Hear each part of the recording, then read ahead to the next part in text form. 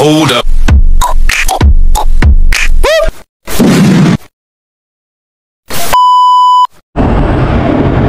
Yo, what up mga tropa? Kamusta po tayong lahat dyan?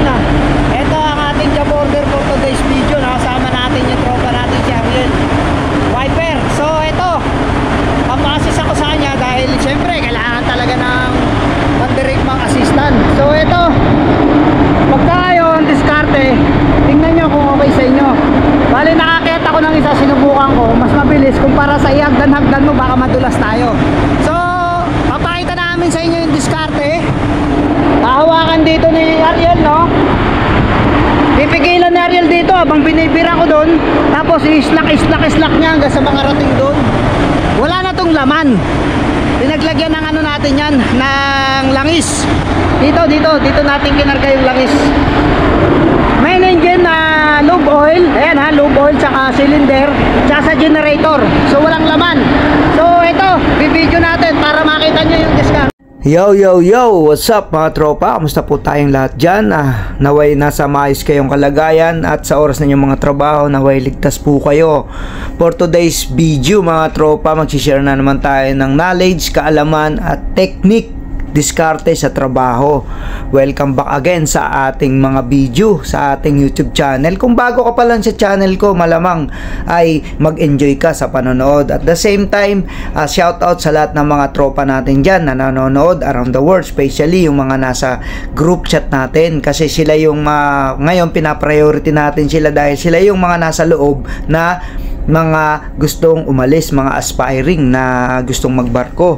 Sa video ito mga tropa, para naman ito dun sa mga nanonood na yung iba beginner na on board, especially dun sa mga lahat ng mga galing land base. Syempre kasama na rin dun sa tinuturuan natin yung mga bagong sampa pa lang na mga aspiring fitter or welder or even seaman, engine man or deck crew.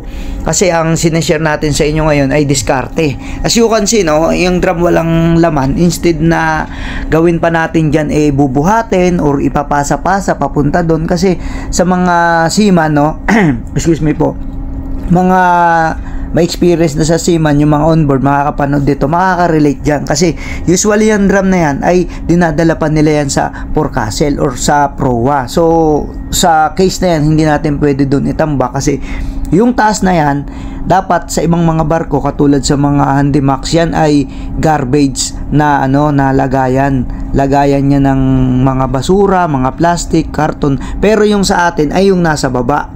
Yung nakikita nyo dyan sa baba, yung may nakasulat na garbage segregation area, yan yung basurahan natin sa barko na nakatakip plastic. Yung nasa taas, imbakan nyo ng mga drum ng mga walang laman na pagdating sa puerto ay dinidispose natin, kumbaga ibinababa. So napakadami niyan, hindi ko na naibilang yan, pero more or less yan nasa 20 na drum, 20 more or less. So para hindi tayo mahirapan, ang diskarte natin na pinakita ko sa inyo sa video na yan ay tinalian lang natin, kumbaga binitay natin, yung para kumbaga hinanging natin, tapos habang hinihila ko doon, iwinarne or itinambor ni Wiper doon. Pero yung tambor syempre hindi gumagana yan.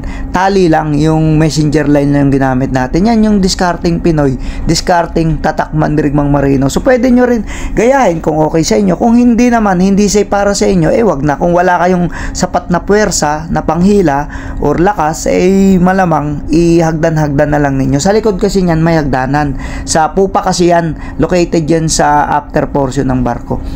Yung video natin na binibigay sa inyo ay mapupulutan nyo rin ng experience. Ito ay part lang din naman sa tinatawag natin na teamwork.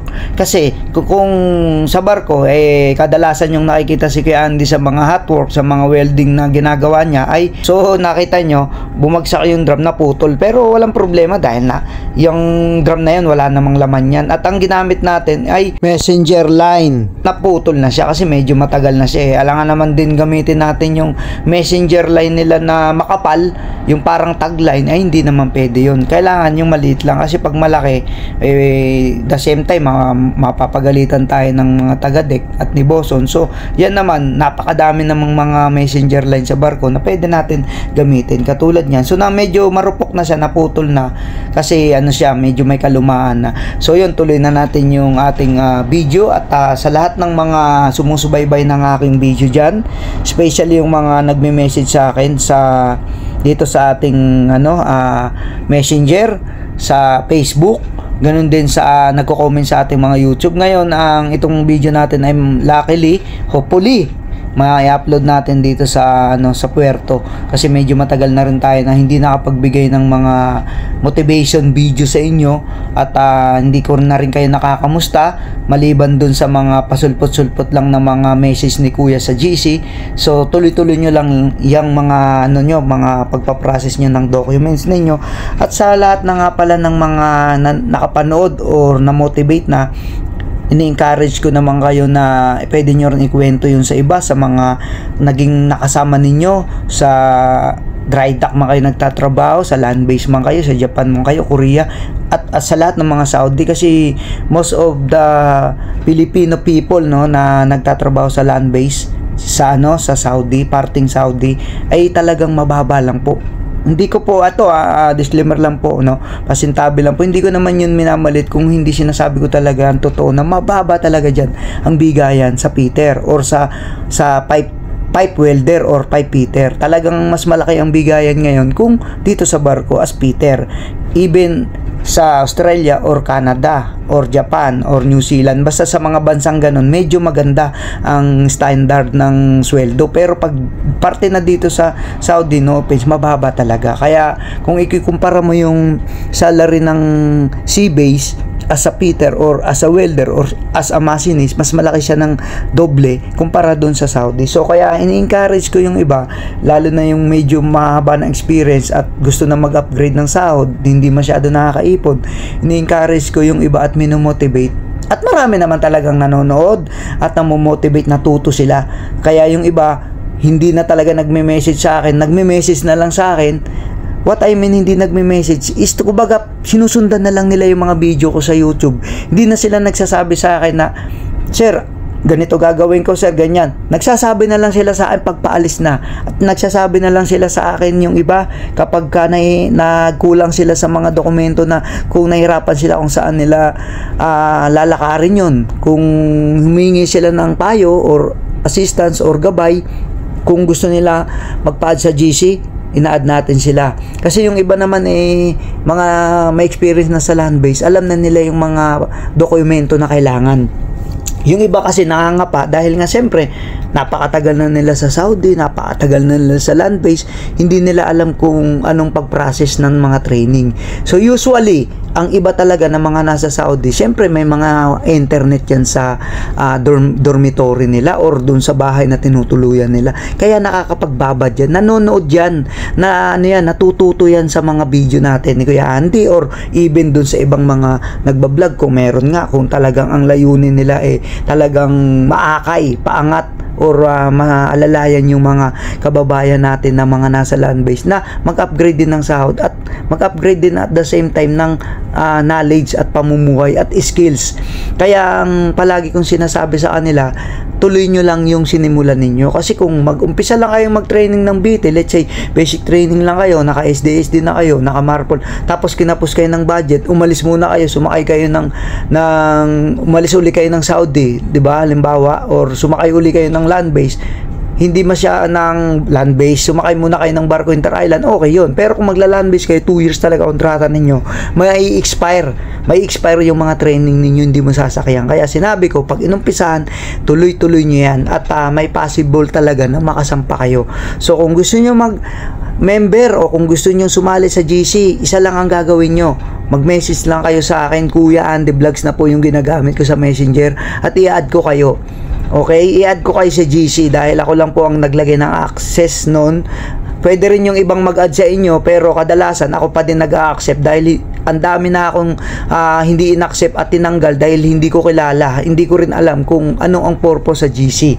Kaya minsan may interview ako, pag may mahaba lang naman oras ko, ine-interview ko, tinatanong ko kung ano yung reason, anong background, kasi syempre 'di ba, sa lahat naman ng aspeto ng mga grupo may mga batas, 'di ba? Posibleng wala, kasi kung walang admin, walang magsasala, kung sino-sino lang pumapasok. Like ko sinasabi, puro mga skilled lang ang pwede, kahit sino, kahit ano ang rank ninyo, kahit anong background, basta gusto nyo magbarko at talagang may experience na kayong background experience, pwede ko kayong ipasok, unless kung yung layunin lang doon ay mag-business, magtinda ng kung ano-ano, or kayo ay nasa manpower agency or manning agency, hindi ko po kayo mai-add dyan, kasi bawal po yung member doon na nasa agency or nasa kumpanya, kasi 'di ba, parang bias na yon na mag-hire, ganon, magtatanggap. Meron doon sa isang GC na nakapasok pero okay naman yung ano niya, okay naman yung resulta, yung performance niya, hindi naman siya yung talagang namimilit na yung iba, kasi 'di ba, alam niyo naman na walang placement fee yung pagbabarko.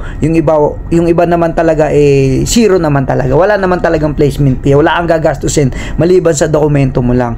It means makakasakay ka ng barko na sarili mo yung dokumento ang binabayaran, ginagastusan mo. Walang placement fee na hihinga ng pera. Bawal po 'yun. At hindi ko 'yun inaalaw sa GC. Kaya yung aking video na yon na pinanood nila, kung ano man yung mga natutunan nila doon, ginagawa nila yon, isinasa buhay nila yon. Tapos ngayon yung iba, sir, napakadami, sa susunod itatatopic natin yan, basta follow nyo lang yung Kuya Andy Vlog sa Messenger, dahil halo-halo na yung mga video natin dyan. At pwede nyo rin panoorin yung mga video ko na na-upload sa FB kung may na-data ninyo dun sa Andy Valencia at sa Mandirigmang Marino TV. May mga luma akong video doon na hindi ko pa ma-recover yung account ko, pero pwede nyo panoorin. Kasi ang layunin ko lang naman dito sa pagbablog is ma-encourage, ma-motivate, at mang kaalaman, sa madaling salita, ng sapat na kaalaman para malaman ninyo kung paano maging isang seaman, Peter, or welder sa barko, na yun yung aking binibigay na sikreto. Pero sekreto yun, pero sinasabi ko sa inyo kasi nga gusto ko nga kayong iangat. Lahat tayo ay pantay-pantay pagdating sa larangan ng skills. Kung ano yung abilidad ni Kuya Andy is hihigitan nyo pa, 'di ba? Gamitin nyo yung abilidad ninyo na kumita para sa malaking salary, 'di ba? Ibig sabihin yung malinis na kinikita ninyo sa land base is madodoble pa yan pagka kayo ay na-encourage at na-motivate ng mga vlog ni Kuya Andy. Kaya sabihin niyo sa mga kasama nyo na merong isang Pinoy, kapwa Pinoy na nagbablog, which is Mandirigmang Marino, Kuya Andy, willing mag-advise sa inyo, mag-assist, tumulong para ma-achieve nyo yung goal nyo na maging seaman din kayo, di ba? Magandang pakinggan. Usually, seaman naman talaga pagka sumasakay ng barko. Pero ang rank natin as Peter, madali yung makasakay, mga tropa. Tandaan nyo, isang beses lang kayo makasakay ng barko, inter-island man yan o international. Ang sunod yan, international na. Tuloy-tuloy na yan. It means tuloy-tuloy ang pagsampan ninyo international. Hindi na kayo mahihirapan kasi magkakaroon na kayo ng background sea experience. Kaya ano pang hinihintay nyo? Message nyo lang si Kuya Andy dyan sa Messenger, Kuya Andy Vlogs. Gusto nyo magpa-add sa GC? Message nyo lang ako, Kuya Andy Vlogs. Yun lang. Salamat sa panonood nyo, Mandirigmang Marino TV, Kuya Andy. Saludo sa inyong lahat. Ingat po sa trabaho. And may pahabol pa pala si Kuya.